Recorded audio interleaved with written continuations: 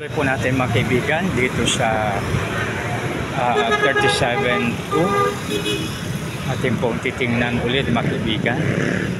Katulad ng damo sila ay malalanta, tulad ng halaman matutuyo sila. So kaya no need to worry mga kaibigan. May nakita tayong masama ang ginagawa, pagkaya natin ating pagsabihan.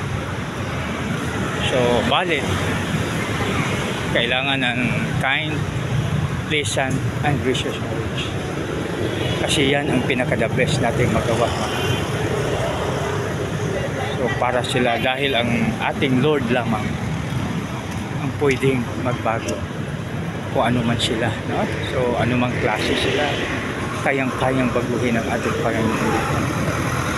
So dahil siya lang ang pwede, no? So kaya huwag po tayong maworry. Aking babasahin sa muli mga awit 37. Huwag kang mabalisa dahil sa masama, huwag mong kainggitan, liko nila gawa. Katulad ng damo sila'y malalanta, tulad ng halaman matutuyo sila.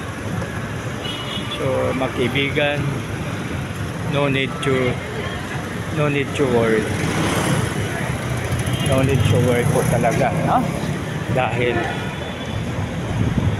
may instruction sa atin na huwag tayong mabalisa. So yan, so alalahanin natin.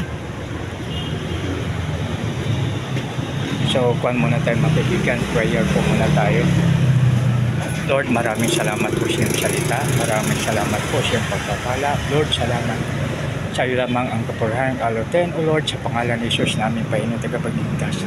Lahat po'y magsabi ng Amen and Amen. God bless us all.